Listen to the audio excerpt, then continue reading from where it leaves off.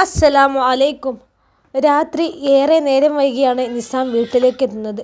നബീസുമ അവനെ കാത്ത് ഉറങ്ങാതെ സോഫയിൽ തന്നെ ഇരിക്കുന്നുണ്ടായിരുന്നു. അവൻ ഡോറിൽ തട്ടി വിളിച്ചതും നബീസുമ വീർപ്പിച്ചു വെച്ചൊരു മുഖത്തോടെ ഡോർ തുറന്ന് അവനെ രൂക്ഷമായി നോക്കി. നിസാം ഉമ്മയ്ക്ക് മുഖം കൊടുക്കാതെ വേഗം മുന്നോട്ട് നടന്നു. എൻ്റെ പൊന്നുമോനൊന്ന് നിന്നേ. നബീസുമ വിളിച്ചതും നിസാം നിന്നു. നബീസുമ അവൻ്റെ അടുത്തേക്ക് വന്നതും മദ്യത്തിൻ്റെ രൂക്ഷഗന്ധം മൂക്കിലേക്ക് തുളച്ചു കയറിയിരുന്നു. അവർ പകപ്പോടെ അവനെ നോക്കി. നീ കുടിച്ചിട്ടുണ്ടോ നിസാമേ? ഉമ്മ തൻ്റെ മുഖത്തേക്ക് മുഖം അടുപ്പിച്ച് മണപ്പിച്ചു നോക്കുന്നത് കണ്ടതും നിസാം പുറകേട്ട് നീങ്ങി. അല്ല, നിങ്ങൾക്ക് എന്തൊക്കെയാണ് അറിയേണ്ടത്? മനുഷ്യനൊരു സൗര്യം തരാതെ എപ്പോഴും പിന്നാലെ വന്നോളും. നിസാം ചൊടിച്ചു. നീ നിൻ്റെ ബാപ്പാൻ്റെ മോൻ തന്നെ. ഈ വീട്ടിലേക്ക് വന്ന് കയറിയ നാൾ തൊട്ട് അങ്ങേരെ ദുഷ്ടസ്വഭാവം കാരണം ഞാൻ അനുഭവിക്കുകയാണ്. എൻ്റെ മക്കൾ അതുപോലെ ആകില്ലെന്നുള്ളൊരു ധൈര്യം എനിക്കുണ്ടായിരുന്നു. നിൻ്റെ വിവാഹം കഴിഞ്ഞതോടെ ആ പ്രതീക്ഷയും എനിക്ക് നഷ്ടപ്പെട്ടു. നബീസുമ്മയുടെ തൊണ്ട ഇടറി. ഉമ്മയുടെ കണ്ണുനീര് കണ്ടിട്ടും നിസാം ഒരു കൂസലുമില്ലാതെ നിന്നു. ആ പാവം പെണ്ണിനെ തല്ലിക്കൊല്ലാനാക്കിയിട്ടല്ലേ രാവിലെ ഇവിടുന്ന് ഇറങ്ങിപ്പോയത്? ആ പെണ്ണ് ചത്തോ ജീവിച്ചിരിപ്പുണ്ടോ എന്ന് അറിയാൻ വേണ്ടിയെങ്കിലും ഈ ഒന്ന് തിരിഞ്ഞു നോക്കിയില്ലല്ലോ. ഓ, അവൾ ചത്താലും ഇല്ലെങ്കിലും എനിക്കൊരു ചുക്കുമില്ല. നിസാം കടുപ്പിച്ച് പറഞ്ഞതും നബീസുമ്മയുടെ കൈ അവൻ്റെ തണ്ടയിൽ പതിഞ്ഞു. ആ പെണ്ണേ എൻ്റെ ഭാര്യയാണടാ. അതിൻ്റെ കണ്ണീര് കണ്ടിട്ട് ഒരു ഉള്ളലിവും തോന്നാത്ത ഈയൊക്കെ ഒരു മനുഷ്യനാണോ? നബീസുമ്മയുടെ വിറയാർന്ന സ്വരം വല്ലാതെ ഉയർന്നു പോയി. തീർന്നോ നിങ്ങളെ ചീത്ത പറച്ചിൽ? ഞാനിപ്പോൾ ചെറിയ കുട്ടിയൊന്നല്ല ഇങ്ങനെ നിങ്ങളെ ഉപദേശം അനുസരിക്കാനും തല്ലുകൊള്ളാനും. അവർ അത്രയൊക്കെ പറഞ്ഞിട്ടും കരിങ്കല്ല് പോലെ ഉറച്ചു നിന്നവൻ പറഞ്ഞു. നിസാമേ, ഞാൻ എൻ്റെ ഉമ്മയാണ്, അത് മറക്കണ്ട. എൻ്റെ ദേഹം അച്ചിലിട്ട് വാർത്തതൊന്നല്ല. ഒരുപാട് കഷ്ടപ്പെട്ട് തന്നെയാണ് ഞാൻ എൻ്റെ മക്കളൊക്കെ വളർത്തിയത്. എന്നിട്ട് ചിറക് മുളച്ച് പറക്കുമുറ്റി തുടങ്ങിയപ്പോൾ ഉമ്മയോട് തർക്കുത്തരം പറയുന്നോ നീയൊക്കെ? നബീസുമ്മയുടെ കണ്ണിൽ കണ്ണുനീർ വന്നു വീട്. എനിക്ക് ഇഷ്ടമുള്ളത് ഞാൻ ചെയ്യും. ഉപദേശം കൊണ്ട് ആരും എൻ്റെ അടുത്തേക്ക് വരണ്ട. പുച്ഛത്തോടെ ചിരിയൊന്ന് കൂട്ടിയിട്ട് സ്റ്റെയർ കേസിന് നേരെ നടന്നു നിസാം. അല്ലാ, എന്തൊരു പരീക്ഷണമാണിത്! ഇതൊക്കെ കണ്ടും കേട്ടും അനുഭവിക്കാൻ മാത്രം എന്ത് തെറ്റാണ് പഠിച്ചവനെ ഞാൻ നിന്നോട് ചെയ്തത്? നബീസുമ്മ കണ്ണു തുടച്ചു. തൻ്റെ റൂമിൻ്റെ ഡോർ പാതി തുറന്ന് കിടക്കുന്നത് കണ്ട് ആദ്യമൊന്ന് സംശയിച്ചു നിസാം. അകത്തേക്ക് കയറിയതും കണ്ടു തൻ്റെ കട്ടിലിൽ കിടന്നുറങ്ങുന്ന ഉപ്പയെ. അല്ല, നിങ്ങളെന്താണ് ഇവിടെ കിടന്നുറങ്ങുന്ന ഉപ്പ? ഇതെൻ്റെ ബെഡല്ലേ? അവൻ ദേഷ്യത്തോടെ ചോദിച്ചു. ഹംസ കണ്ണു തുറന്ന് അവനെ തുറച്ചു നോക്കി. പുന്നാര മോനെ, എനിക്ക് ഞാൻ വെച്ചിട്ടുണ്ട്. ഈ കാരണം ഇന്ന് ആ പിയറ ചെറുക്കൻ്റെ മുന്നിലിൻ്റെ തൊലി ഇരിഞ്ഞു പോയി. എന്തൊക്കെടാ പൊന്ന മോനെ ഈ ആ പെണ്ണിനെ ചെയ്തത്? അത് ചത്തുപോയ ഇത് സമാധാനം പറയോ? ഹംസ ചാടി എഴുന്നേറ്റിക്കൊണ്ട് നിസാമിന് നേരെ ചീറിയെടുത്തു. നിസാമിൻ്റെ മുഖം താഴ്ന്നു. ഇത് കാരണമാണ് ആ ഷിബിലിൻ്റെ മുന്നിൽ ഞാൻ തല കുഞ്ച് നിൽക്കേണ്ടി വന്നത്. ഈ കാരണമാണ്, എല്ലാം നീ കാരണമാണ്. അവനെ എനിക്കും നിനക്കെതിരെ ഭീഷണി മുഴക്കിയിട്ടാണ് ഇവന്ന് പോയത്. അവളെ ഇനി വേദനിപ്പിച്ചെന്നറിഞ്ഞാലേ എല്ലാ കാര്യവും അവന് റസിയാൻ്റെ വീട്ടിൽ അറിയിക്കുമെന്നാണ് പറഞ്ഞത്. ഹംസ അവിടെ നടന്നതോരോന്നും മകനോട് പറഞ്ഞുകൊണ്ടേയിരുന്നു. അങ്ങനെയൊക്കെ സംഭവിച്ചപ്പോൾ ഇവിടെ മനസ്സിലായി. അപ്പോൾ ഓനാണോ റസിയാൻ്റെ രക്ഷകനെ? ഓനുള്ള പണി ഞാൻ കൊടുക്കുന്നുണ്ട്. അവനെ ഈ നിസാം ആരെന്ന് ശരിക്കും അറിയില്ല. ഓനെ ഓർത്തി ബാപ്പ പേടിക്കണ്ട കേട്ടോ. ഷിബിലെ ഒതുക്കാനുള്ള വഴിയൊക്കെ എനിക്കറിയാം. ഷിബിലയെ ഓർത്തതും നിസാമിൻ്റെ മുഷ്ടി ചുരുണ്ടു. നബീസുമ്മ തൻ്റെ അരികിൽ വന്ന് കിടക്കുന്നത് റസിയ അറിഞ്ഞു. അവൾ വെറുതെ കണ്ണടച്ച് കിടക്കുകയായിരുന്നു. നബീസുമ്മ അവളെ ഒരു പുതപ്പെടുത്ത് പുതപ്പിച്ചു. പിന്നെ അവളുടെ വെളുത്തു ചുവന്ന മുഖത്തേക്ക് നോക്കി. തൻ്റെ മകൻ ഏൽപ്പിച്ച മുറിപ്പാടുകൾ. പാവം കുട്ടി, അവൾ എന്തുമാത്രം വേദന സഹിച്ചിട്ടുണ്ടാവും. നിസാം അവളുടെ ദേഹത്തെ ഏൽപ്പിച്ച മുറിവിനേക്കാൾ വലിയ മുറിവ് അവളുടെ ഹൃദയത്തിലുണ്ടാവില്ലേ? ഉണ്ടാവും. അവിടെ നിന്ന് ഇപ്പോഴും രക്തം ഒഴുകുന്നുണ്ടാവും. അവളുടെ വേദന മറ്റേതിനേക്കാളും തനിക്ക് മനസ്സിലാകുമല്ലോ. അവളെ നോക്കുന്തോറും നബീസുമ്മയുടെ ചങ്ക് പിടഞ്ഞു. റസിയെ പതിയെ മിഴി തുറന്ന് നോക്കുമ്പോൾ ഉമ്മ കണ്ണ് തുടക്കുന്ന കാഴ്ചയാണ് കണ്ടത്. മോളു ഉറങ്ങിയില്ലേ? ഇല്ലുമ്മ, എനിക്ക് ഉറക്കം വന്നില്ല, അവൾ പതിയെ പറഞ്ഞു. ഉമ്മ കരഞ്ഞോ? അവൾ നബീസുമ്മയെ സൂക്ഷിച്ചു നോക്കി. അവരൊന്നും മിണ്ടിയില്ല. നിസാംക്ക വന്നല്ലേ? ഞാൻ ശബ്ദം കേട്ടു ഉമ്മ. ഉമ്മാനും കുറേ വഴക്ക് പറഞ്ഞൂലേ? ഉമ്മ, ഞാൻ ആദ്യം ഈ വിവാഹത്തിൽ നിന്ന് ഒഴിയണ്ടിയിരുന്നില്ലേ ഉമ്മ? ഞാൻ കാരണമാണ് നിസാംക്ക ഇപ്പോൾ ഉമ്മാനെയും വഴക്ക് പറഞ്ഞത്. ഞാൻ ഇങ്ങോട്ട് വരണ്ടില്ലായിരുന്നു. ഞാൻ വന്നതുകൊണ്ടല്ലേ നിങ്ങൾ ഉമ്മാൻ്റെയും മകൻ്റെയും സ്നേഹത്തിൻ്റെ ഉള്ളിൽ വിള്ളൽ വീണത്? റസിയ നോവോടെ പറഞ്ഞുകൊണ്ടിരുന്നു. നിനക്ക് ഒരു നല്ല നാൾ വരും മോളെ. നിന്റെ കണ്ണീര് പഠിച്ചവന് കാണുന്നുണ്ട്. നബീസുമ്മ മുഖം അമർത്തി തുടച്ചു. റസിയ ഉറങ്ങിയെന്ന് തോന്നിയപ്പോൾ അവയുടെ മുടയിലൂടെ പതിയെ വിരലോടിച്ചു കൊണ്ടിരുന്നു. അവളുടെ വെളുത്തിട്ടുണ്ട് മേനി നന്നായിട്ട് ക്ഷീണിച്ചിട്ടുണ്ട്. ഉറക്കക്കുറവിൻ്റെ ബാക്കി പത്രമെന്ന പോലെ കൺതടങ്ങൾക്ക് ചുറ്റും കറുപ്പ് ബാധിച്ചിട്ടുണ്ട്. എൻ്റെ മകൻ കാരണം നബീസുമ്മയുടെ നെഞ്ച് വിങ്ങി. അവരവളെ ചേർത്തണച്ച് ആ നെറ്റിയിൽ വാത്സല്യം നിറച്ചൊരു ഉമ്മ വെച്ചു. കണ്ണീർ നനമുള്ള ആ ചുംബനം അറിഞ്ഞതും റസിയയുടെ ചുട്ടുപൊള്ളുന്ന മനസ്സ് ആ സ്നേഹമഴയിൽ കുളിർത്തുപോയി. അവൾ അറിയാതെ ആ വരണ്ടുപോയ ചുണ്ടിൽ നേർത്തൊരു പുഞ്ചിരിയുണ്ടായി. പിറ്റേന്ന് രാവിലെ ബാനു അടുക്കളയിലേക്ക് വരുമ്പോൾ നബീസുമ്മ തനിച്ചേയുള്ളൂ അടുക്കളയിൽ. അല്ല, റസിയ എണീറ്റ് വന്നില്ലേ? ഇവിടെ എന്തൊക്കെയോ പ്രശ്നങ്ങൾ പുകയുന്നുണ്ടല്ലോ. എന്താണെങ്കിലും കണ്ടുപിടിക്കണം. അവൾ വിരൽത്തുമ്പ് കടിച്ച് ചിന്തയോടെ വാതിൽക്കൽ ഒരു നിമിഷം നിന്നു. ഉമ്മ, റസിയുടെ പനി കുറഞ്ഞില്ലേ? അവൾ വിനയത്തോടെ ഉമ്മയോട് കാര്യം അന്വേഷിച്ചു. ഇല്ല ബാനു, അവൾക്ക് നല്ല ക്ഷീണമുണ്ട്, റെസ്റ്റ് എടുക്കട്ടെ, നബീസുമ്മ ദോശമാവ് ചട്ടിയിലേക്ക് ഒഴിക്കുമ്പോൾ പറഞ്ഞു. അവൾ ഇന്നലെ ഉമ്മാൻ്റെ റൂമിലാണ് ഉമ്മ കിടന്നത്? ബാനു വീണ്ടും ചോദിച്ചതും നബീസുമ്മ അവളെ ഒന്ന് തുറച്ചു നോക്കി. നിനക്ക് എന്തൊക്കെയാണ് അറിയേണ്ടത് ബാനു? അല്ല, വിവാഹം കഴിഞ്ഞിട്ടേ കുറച്ച് ദിവസങ്ങളേ ആയുള്ളൂ. ഒരു പനി വന്നപ്പോഴേക്കും അവൾ നിസാമിനെ വിട്ട് ഉമ്മാൻ്റെ റൂമിൽ കിടന്നു എന്ന് പറയുമ്പോൾ അവർക്കിടയിൽ എന്തെങ്കിലും പ്രശ്നമുണ്ടോ ഉമ്മ? ബാനു സ്വകാര്യം പോലെ അടക്കി ചോദിക്കുന്നത് കേട്ട് നബീസുമ്മക്ക് ദേഷ്യം വന്നു. നേർത്തൊരു ഭയവും. എനിക്കറിയില്ല. അവളോട് സംസാരിക്കാൻ താല്പര്യമില്ലെന്ന പോലെ അവർ പറഞ്ഞതും ബാനുവിൻ്റെ ചുണ്ടിൽ ഒന്ന് പുച്ഛച്ചിരി വിരിഞ്ഞു. നിങ്ങൾ പറയണ്ട, ഞാൻ തന്നെ കണ്ടുപിടിച്ചോളാം, ബാനു മനസ്സിൽ പറഞ്ഞു. റസിയ പുറത്തേക്ക് വരുമ്പോൾ അവരെല്ലാവരും ഉന്മേഷയ്ക്ക് ചുറ്റും ഇരുന്ന് ഭക്ഷണം കഴിക്കുന്നുണ്ട്. നിസാം അവളെ കണ്ടതും പുച്ഛത്തോടെ മുഖം വെട്ടിച്ചു. റസിയയുടെ കണ്ണ് നിറഞ്ഞുപോയി. അവളെ പരിഗണിക്കാനായി കാത്തിരിക്കുന്നത് കൊണ്ടാവോ അവൻ്റെ അവഗണനയിൽ ആ പെൺമനസ്സ് ഇത്രമേൽ വേദന കൊണ്ട് പിടയുന്നത്? അവൾ ആർക്കും മുഖം കൊടുക്കാതെ അടുക്കളയിലേക്ക് നടന്നു. അവരെ രണ്ടുപേരെയും ശ്രദ്ധിച്ച ബാനുവിൻ്റെ ഉള്ളിൽ സംശയങ്ങൾ തടിച്ചുകൂടി. നിസാമിൻ്റെ മറുകയിൽ പിടിച്ച ഫോണിലേക്ക് ഒന്ന് പാളി നോക്കി ബാനു. ആരോട് ചാറ്റിലാണല്ലോ. അവളുടെ മിഴികൾ അവൻ്റെ ഫോണിൽ തെളിഞ്ഞ അക്ഷരങ്ങളിലേക്ക് പാഞ്ഞു. ഷിറിൻ. ബാനുവിൻ്റെ ചുണ്ടുകൾ അറിയാതെ ചലിച്ചതും നിസാം നെട്ടലോടെ ഫോണിൽ നിന്ന് മിഴി ഉണർത്തി. വെപ്രാളത്തോടെ അവൻ ചാറ്റ് ക്ലോസ് ചെയ്ത് ബാനുവിൻ്റെ മുഖത്തേക്ക് നോക്കി. അവളുടെ മുഖത്താണെങ്കിൽ നിന്റെ കള്ളത്തരം ഞാൻ കണ്ടുപിടിച്ചു മോനെ എന്ന ഭാവവുമാണ്. നിസാം കഴിച്ചു തീരും വരെ അവൾക്ക് മുഖം കൊടുത്തില്ല. ഇക്ക, ഇങ്ങളെ അനിയനൊരു ചുറ്റിക്കളി ഇല്ലേ എന്നൊരു സംശയം എനിക്ക്. ബാനു ഇഷാമിൻ്റെ അടുത്തേക്ക് ചാഞ്ഞിരുന്നു കൊണ്ട് ചോദിച്ചു. നിന്റെ തലക്ക് ഓളുണ്ടോ പെണ്ണെ?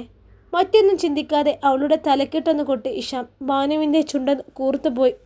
ഈ ബാനു ഒന്നും വെറുതെ പറയാറില്ലേക്കാ. എനിക്കെന്തൊക്കെയോ പൊരുത്തക്കേടുകൾ തോന്നുന്നുണ്ട് ഓല പെരുമാറ്റത്തിൽ. നിസ റസിയോട് ഒന്ന് ചിരിക്കുന്നതോ സ്നേഹത്തോടൊന്ന് മിണ്ടുന്നതോ ഞാൻ ഇതുവരെ പോലും കണ്ടിട്ടില്ലേക്കാ. ബാനു കാര്യമായിട്ട് തന്നെ പറഞ്ഞു. ആ ഒരു നിമിഷം ഇഷാമിൻ്റെ ചിന്തയും അവളുടെ ആ വാക്കിൽ കുരുങ്ങിക്കിടന്നു. ശരിയാണ്, അവർ തമ്മിൽ വലിയ അടുപ്പുള്ളതായിട്ട് തോന്നിയിട്ടേയില്ല. ചിലർക്ക് വീട് വിട്ട് മറ്റൊരു വീട്ടിലേക്ക് ചേക്കേറുമ്പോൾ അവിടുത്തെ രീതികളുമായി മനുഷ്യന്മാരായി പൊരുത്തപ്പെടാൻ സമയമെടുക്കല്ലോ. ചിലപ്പോൾ റസിയയ്ക്കും നിസാമിനും ഇടയിലുള്ള അകൽച്ച അതുകൊണ്ടാണെങ്കിലോ? ഇഷാം തിരിച്ചും ചോദിച്ചു. ഇക്കാക്കറിയോ, വിവാഹം കഴിഞ്ഞ ആദ്യ നാളുകളിൽ പെണ്ണിൻ്റെ കവിളിൽ എപ്പോഴും ഒരു നാണത്തിൻ്റെ തുടിപ്പുണ്ടാവും. തൻ്റെ പാതിയുടെ ഒരു നോട്ടം പോലും അവളെ ചുവപ്പിക്കും. റസിയയുടെ മുഖത്ത് ഞാൻ ഇതുവരെ അങ്ങനെയൊന്നും കണ്ടിട്ടില്ല. എപ്പോഴും അവളെ മുഖം വാടിക്കൊണ്ടാണ്. ഇക്ക ശ്രദ്ധിച്ചിട്ടുണ്ടോ? ബാനുവിനെ കേട്ടിരിക്കുമ്പോൾ അവളുടെ കവിളിലെ ചുവപ്പിനെ തേടുകയായിരുന്നു ഇഷാമിൻ്റെ മിഴികൾ. നബീസുമ്മ അതിലെ വന്നതോടെ ബാനു ആ സംസാരം നിർത്തി. ഇതളൂർന്ന് വീഴുന്നത് പോലെ ദിവസങ്ങൾ മാറ്റമില്ലാതെ കൊഴിഞ്ഞുകൊണ്ടിരുന്നു. റസിയയുടെ ദേഹത്തെ മുറിപ്പാടുകൾ മാഞ്ഞുവെങ്കിലും ഹൃദയത്തിൽ ഇപ്പോഴും ഉണക്കമെത്താതെ നീറിപ്പുകയുന്ന മുറിവുകൾ ബാക്കിയാണ്. ഒരു വശത്ത് ഷെറിനുമായുള്ള പ്രണയം പൂത്തു തളിർക്കുമ്പോൾ മറുവശത്ത് തൻ്റെ മഹറണിനെ ഒരുവൾ കണ്ണീരോടെ കാത്തിരിപ്പുണ്ടെന്നത് അവൻ ഓർത്തതേയില്ല. അവൻ്റെ പുഞ്ചിരിയോടെയുള്ള ഒരു നോട്ടം മതി അവൾക്ക് മനസ്സ് നിറക്കാൻ. ആഗ്രഹിക്കുകയല്ലാതെ ഒരിക്കലും അവനിൽ നിന്ന് സ്നേഹം ലഭിക്കുന്നെന്ന് അവൾക്ക് ഉറപ്പായിരുന്നു. നിസാമിൻ്റെ അവഗണനയും കുത്തുവാക്കുകളും മുറക്ക് തന്നെ അവൾ ഏറ്റുവാങ്ങുന്നുണ്ട്. വാശിയുടെയും അവഗണനയുടെയും സ്നേഹമില്ലായ്മയുടെയും മുള്ളുകൾ കൊണ്ട് പോറി അവളുടെ ഹൃദയം മുറിഞ്ഞ് ചോര വറ്റി വാർന്നിട്ടും പടച്ചവൻ്റെ മുന്നിലല്ലാതെ അവൾ ആരോടും പരാതി പറയാറില്ല. പറഞ്ഞിട്ടും തന്നെ കേൾക്കാൻ ആരുമില്ലെന്ന് അവൾക്ക് നന്നായിട്ടറിയാം. ബാനു കൂടി ജോലിക്ക് പോയി തുടങ്ങിയതിൽ പിന്നെ പകൽ സമയത്ത് വീട്ടിൽ നബീസുമ്മയും റസിയയും മാത്രമേ ഉണ്ടാവൂ. വൈകുന്നേരം മുറ്റത്തിന് ഇരുവശത്തുമായി നട്ടുപിടിപ്പിച്ച ചെടികൾക്ക് വെള്ളമൊഴിച്ചു കൊണ്ടിരിക്കുമ്പോഴാണ് റസിയ അപ്പുറത്തെ കിളിക്കൂട്ടിൽ നിന്ന് മോളൂട്ടിയുടെ കൊഞ്ചൽ കേൾക്കുന്നത്. അവളുടെ മിഴികൾ അവൾ പോലും അറിയാതെ അങ്ങോട്ട് നീണ്ടു. അന്ന് കണ്ടതിൽ പിന്നെ മോളൂട്ടിയെ കണ്ടതേയില്ലെന്ന് അവൾ ഓർത്തു.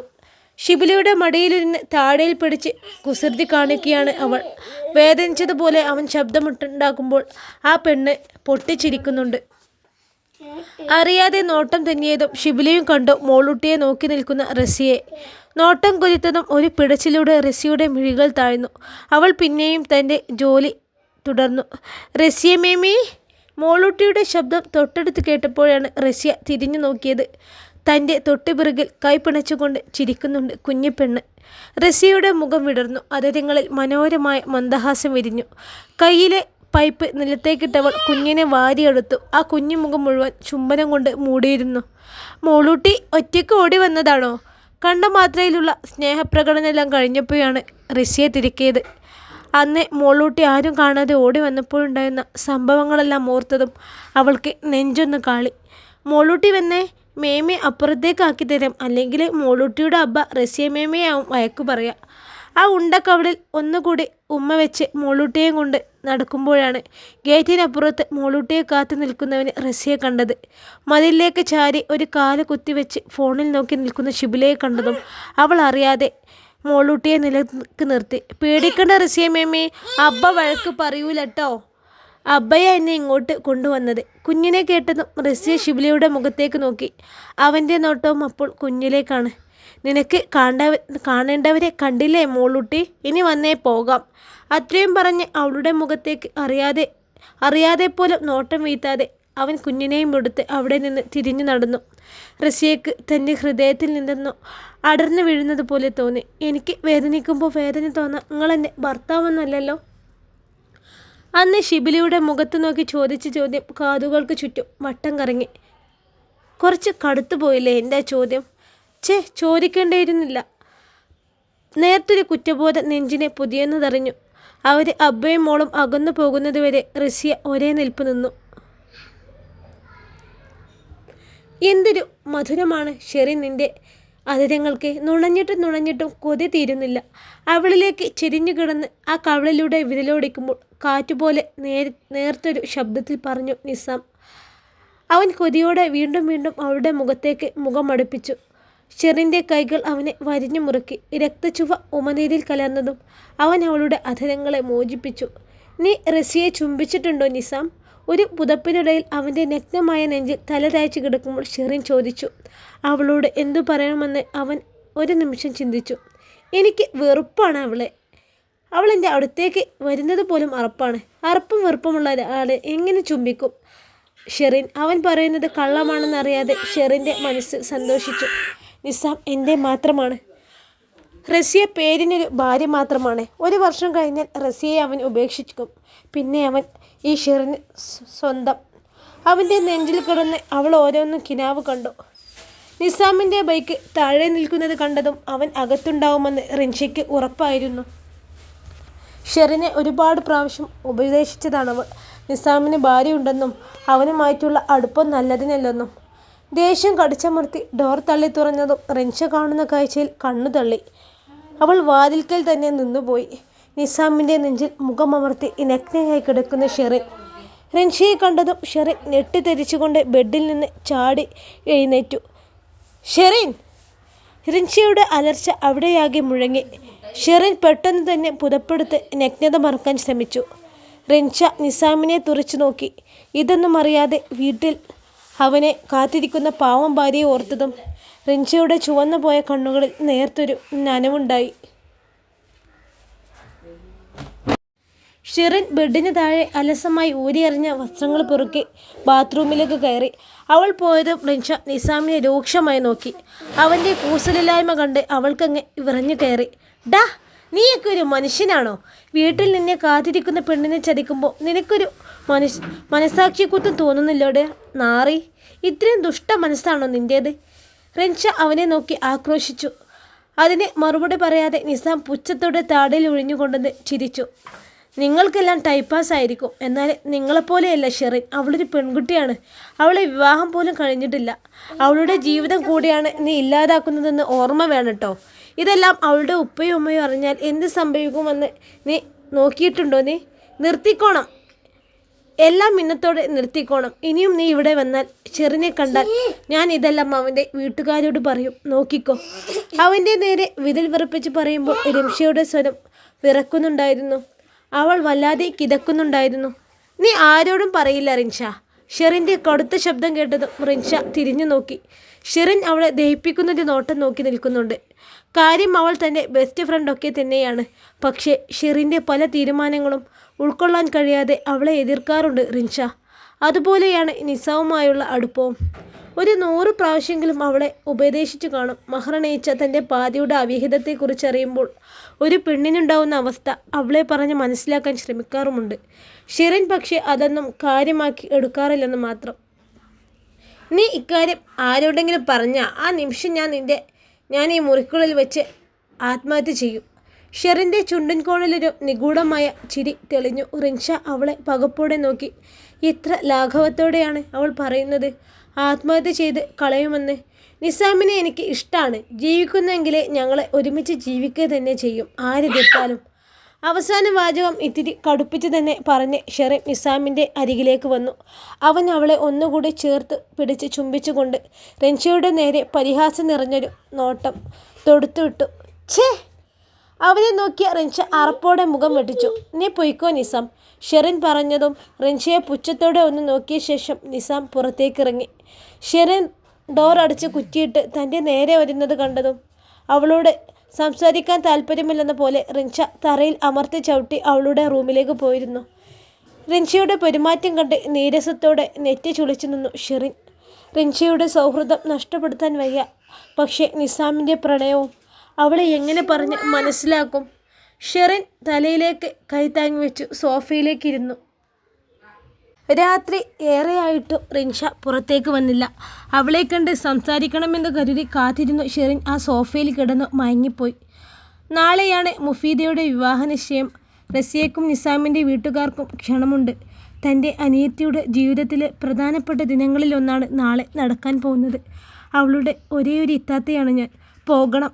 അവളുടെ സന്തോഷത്തിൽ എനിക്കും പങ്കുചേരണം. ചെറുകുന്നത്ത് തറവാട്ടിലെ മറ്റുള്ളവരോട് തോന്നുന്ന വിദ്വേഷം മുഫീദയോട് കാണിച്ചുകൂടാ.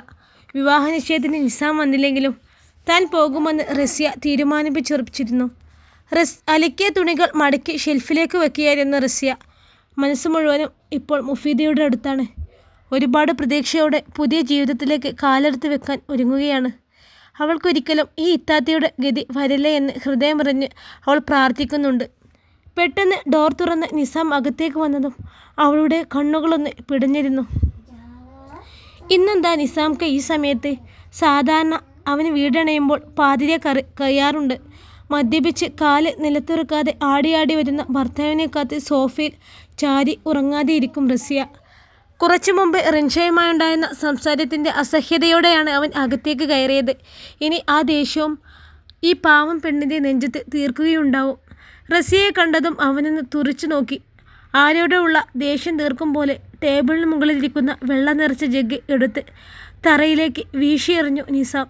റസിയെ നെട്ടിത്തെറിച്ചുകൊണ്ട് പുറകിലേക്ക് നീങ്ങി. കയ്യിലുണ്ടായിരുന്ന മടക്കിയ തുണി നെഞ്ചോട് അടക്കി പിടിച്ചവൾ വിറയിലൂടെ നിന്നു. അവൻ്റെ അടുത്ത നീക്കമെന്താണെന്ന് അറിയില്ലല്ലോ. അവളുടെ പകപ്പോടെയുള്ള നോട്ടം അവഗണിച്ചുകൊണ്ട് ഷർട്ട് അയച്ചു വെച്ച് ടവൽ വലിച്ചെടുത്തവൻ ബാത്റൂമിലേക്ക് പോയി. നിമിഷങ്ങൾക്ക് വേണ്ടി വന്നു അവൾക്ക് നട്ടലിൽ നിന്ന് മുക്തയാവാൻ. മടക്കി വെച്ച തുണികൾ ഷെൽഫിലേക്ക് വെച്ച് താഴെ ചെന്നൊരു ചൂലും മഫും എടുത്തുകൊണ്ടുവന്നു. നിലത്ത് ചിതറിയ ചില്ലുകഷ്ണങ്ങൾ പെറുക്കിയെടുക്കുമ്പോൾ അതിൽ നിന്നൊരു ചില്ല് അവളുടെ കൈവെള്ളയിൽ പോറി രക്തം പൊടിഞ്ഞിട്ടും അവൾക്ക് വേദന തോന്നിയില്ല. ആകെ ഒരു മരവിപ്പ്. അല്ലെങ്കിലും കുറച്ച് ദിവസങ്ങളായി അവളുടെ ശരീരം ഇങ്ങനെയാണ്. തറയിൽ പരന്നൊലിക്കുന്ന വെള്ളത്തെ തുടച്ചെടുക്കുന്നതിനിടയിലാണ് നിസാമിൻ്റെ ഫോൺ ശബ്ദിച്ചത്. റസിയ തല ഉയർത്തി നോക്കിയതും ഡിസ്പ്ലേയിൽ തിരിഞ്ഞ പേര് കണ്ടു അവൾ. ഷെറിൻ. ഫോൺ എടുക്കാൻ വേണ്ടി കൈ നീണ്ടുവെങ്കിലും അന്നൊരിക്കൽ അവൻ്റെ ഫോൺ തൊട്ടതിന് അവൻ്റെ വായിൽ നിന്ന് തൻ്റെ നേർക്ക് തെറിച്ചു വീണ അറപ്പുളവാക്കുന്ന വാക്കുകൾ ഓർമ്മ വന്നതും റസിയ തൻ്റെ കൈ വലിച്ചു. വീണ്ടും വീണ്ടും ഫോൺ ശബ്ദിച്ചു. ആരായിരിക്കും ഷെറിൻ? ആളുടെ കൂടെ വർക്ക് ചെയ്യുന്ന ആരെങ്കിലും ആയിരിക്കും. എന്തെങ്കിലും അത്യാവശ്യം പറയാൻ വേണ്ടി വിളിക്കുന്നതാവോ? തുടരെ തുടരെ റിങ് ചെയ്യുന്ന ഫോണിലേക്ക് നോക്കി എടുക്കണോ വേണ്ടോ എന്ന ആശങ്കയോടെ നിന്നു റസിയ.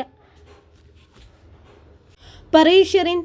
കുളി കഴിഞ്ഞ് ഒരു ടവൽ മാത്രം ഉടുത്ത് ഇറങ്ങി വന്നവൻ ഫോണെടുത്ത് ചെവിയോട് ചേർത്തതും ചോദിക്കുന്നത് കേട്ടു. ഒപ്പം റസിയെ ഒന്ന് അമർത്തി നോക്കാനും നിസാം മറന്നില്ല. റസിയ അവിടെ നിന്നില്ല. ഡോർ ചാരി വെച്ച് ചൂലുമായി അവൾ അടുക്കളയിലേക്ക് നടന്നു. അടുക്കളവാതിൽ തുറന്നിരിക്കുന്നത് കണ്ട് റസിയ പുറത്തേക്കൊന്ന് പാളി നോക്കി. ഉമ്മ എങ്ങാനും പുറത്തുണ്ടാവോ? ഇല്ല, ലൈറ്റ് പോലും ഇട്ടിട്ടില്ല. പിന്നെ ആരാണ് ഈ വാതിൽ തുറന്നിട്ടത്? അടുക്കള മുറ്റത്ത് നിന്നൊരു ആരുടെയോ അടക്കി പിടിച്ചൊരു സംസാരം കേൾക്കുന്നത് പോലെ തോന്നിയതും റസിയ പതിയെ അടുക്കളയിലെ തിണ്ണയിലേക്ക് ഇറങ്ങി നിന്നു. അവളുടെ കാൽപെരുമാറ്റം മറിഞ്ഞതും ഇരുട്ടിലൂടെ 2 രൂപങ്ങൾ അടുത്തുള്ള വാഴക്കൂട്ടങ്ങൾക്കിടയിലേക്ക് ഓടി മറിഞ്ഞതുപോലെ തോന്നി അവൾക്ക്. പഠിച്ചോനെ, ഇനിയിപ്പോൾ ഉമ്മൂമ്മ പറഞ്ഞ കഥയിലെ ജിന്നെങ്ങാനോ ആണോ? റസിയ അറിയാതെ നെഞ്ചിൽ കൈവച്ചു പോയി. ഇരുട്ടു പരന്നാൽ ജിന്ന് പുറത്തിറങ്ങി നടക്കത്രേ. ആ സമയം സ്ത്രീകളെങ്ങാനും പുറത്തിറങ്ങിയാൽ ജിന്ന് അവരുടെ ദേഹത്ത് കയറി രക്തം വറ്റിക്കുമത്രേ. കുഞ്ഞുനാളിലെപ്പോഴും ഉമ്മൂമ്മ പറഞ്ഞു കൊടുത്ത കഥയാണ് റസിയക്ക് പെട്ടെന്ന് ഓർമ്മ വന്നത്. അല്ലാ, ജിന്നാണോ വായക്കൂട്ടങ്ങൾക്കിടയിലേക്ക് മറഞ്ഞത്? റസിയയുടെ നെഞ്ചിടിപ്പ് വല്ലാതെ ഉയർന്നു. അവളുടെ കാലടികൾ ഭയത്തോടെ പുറകോട്ട് ചലിക്കാനൊരുങ്ങി. എന്താ റസിയ നീ ഒറ്റയ്ക്ക് ഇവിടെ നിൽക്കുന്നത്? പെട്ടെന്ന് പുറകിൽ നിന്ന് ബാനുവിൻ്റെ ചോദ്യം കേട്ടതും റസിയൊന്ന് നെട്ടി. റസിയയുടെ മുഖത്തെ നെട്ടൽ ബാനു അറിയുകയും ചെയ്തു. അത് പിന്നെ ഞാനേ എന്തോ ശബ്ദം കേട്ടപ്പോൾ ആരാണെന്നറിയാം, ഉമ്മയാണെന്ന് കരുതി പോയി നോക്കിയതും. ഭയം നെഞ്ചിനെ മൂടിയതുകൊണ്ട് റസിയ വാക്കുകൾ കിട്ടാതെ തപ്പിത്തടഞ്ഞു. ഉമ്മയുടെ ശബ്ദം അവിടെ നിന്ന് കേട്ടെന്നോ? ഉമ്മയല്ലേ ഹാളിൽ നിന്ന് ഖുർആൻ ഓതുന്നത്? നീ എന്താ ബോധമില്ലാതെ പിച്ചും പേയും പറയാ റസിയ? അവൾ പറഞ്ഞത് വിശ്വസിക്കാൻ മനസ്സ് വരാതെ ബാനു അവളെ കടന്ന് അടുക്കളപ്പുറത്തേക്ക് ഇറങ്ങി നോക്കി. അവളുടെ ഫോണിൻ്റെ വെട്ടം തെളിച്ച് ചുറ്റിലും മിഴിയൊടിച്ചു. ഒന്നും കണ്ടില്ലെങ്കിലും സംശയത്തോടെ റസിയെ ഒന്ന് കൂർപ്പിച്ചു നോക്കി. മുഖം കുനിച്ചുകൊണ്ട് റസിയ അകത്തേക്ക് നടന്നു. നിസാം ഉള്ളതുകൊണ്ട് റൂമിലേക്ക് പോകാൻ തോന്നിയില്ല. അവൾ നബീസുമ്മയുടെ അരികിൽ വന്നിരുന്നു. കറുത്ത നിഴൽ രൂപം ഇപ്പോഴും നെഞ്ചിൽ ഭയം നിറക്കുന്നുണ്ട്. ഉമ്മയോട് പറയണോ? ഒരു നിമിഷം അവൾ ചിന്തിച്ചുവെങ്കിലും വേണ്ടെന്ന് തോന്നി. നബീസുമ്മ ഖുർആനിൽ നിന്ന് മുഖമുയർത്തി. അവളുടെ മുഖത്തെ ഭാവം കണ്ട് എന്തു പറ്റിയെന്ന് ചോദിച്ചു. അതിന് മറുപടിയായി റസിയ ഒന്നും പറഞ്ഞില്ല. ഒന്ന് പുഞ്ചിരിച്ചു. വാഴക്കൂട്ടങ്ങൾക്കിടയിൽ ശ്വാസം മടക്കി പിടിച്ച് റയ്യാൻ്റെ നെഞ്ചോട് ചേർന്ന് നിൽക്കുകയായിരുന്നു ലിബ. ലിബ. റയ്യാൻ അവളെ പതിയെ വിളിച്ചു. ഇനി ഞാൻ പോയിക്കോട്ടെ മുത്തേ? ആരെങ്കിലും കണ്ട പ്രശ്നവും. ഇപ്പോൾ തന്നെ ഭാഗ്യം കൊണ്ടാണ് നമ്മൾ അവരെ കണ്ണുപെടാതെ രക്ഷപ്പെട്ടത്. ഇനി പോയിക്കോട്ടെ ഞാൻ? റയ്യാൻ ഒന്നുകൂടി അവളുടെ നെറ്റിയിൽ അതിരങ്ങൾ ചേർത്ത് വെച്ച് അവളെ അടർത്തി മാറ്റി. പോവാണോടാ? അവനിൽ നിന്ന് അടർന്നു മാറാൻ കഴിയാതെ അവൻ്റെ ഷർട്ടിൽ പിടിച്ചുകൊണ്ട് ചോദിച്ചു ലിബ. ഇനി ഇവിടെ നിന്നാലേ പ്രശ്നവും. ഞാനേ വീട്ടിലെത്തിയിട്ട് വിളിക്കാം. റയ്യാൻ തിരിഞ്ഞു നടക്കാൻ തുടങ്ങി. ടോർച്ചടിച്ച് പോകാനൊരുങ്ങിയ ബാനുവിനെ വീണ്ടും സംശയം.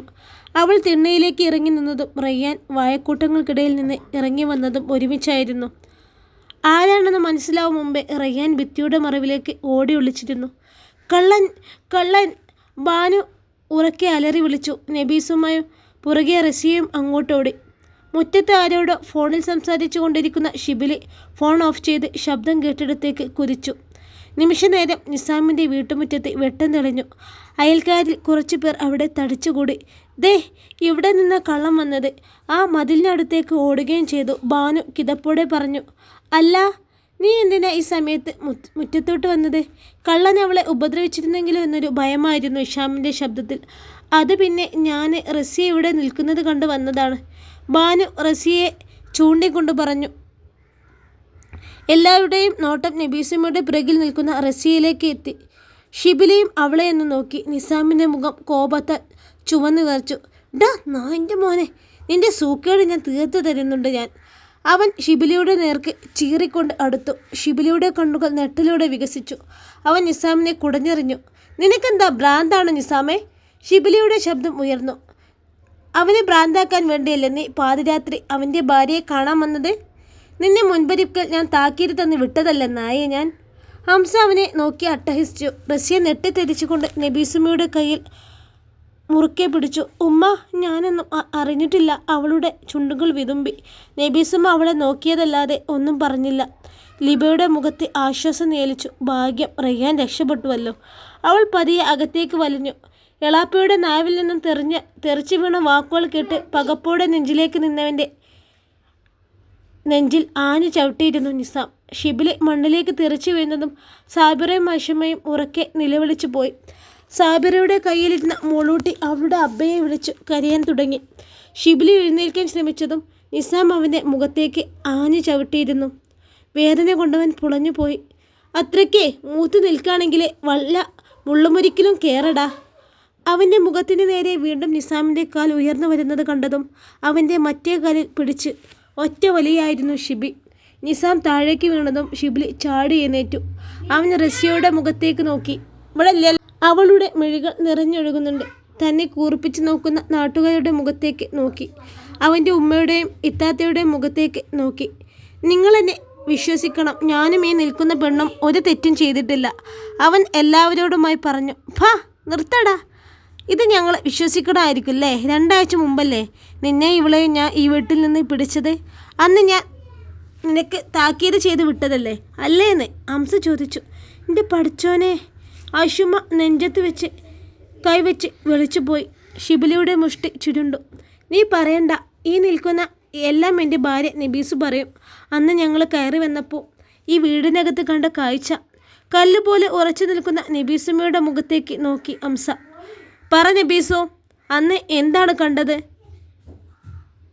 ഹംസ ഭാര്യയുടെ മുഖത്തേക്ക് നോക്കി. നബീസുമ്മ എന്തു പറയണമെന്നറിയാതെ വിളറി നിന്നു. ഇൻഷാ അല്ലാഹ് ഈ കഥയുടെ ബാക്കി ഭാഗവുമായി നാളെ കാണാം. അസ്സലാമു അലൈക്കും. എല്ലാവരും കമൻറ്റ് ചെയ്യണേ.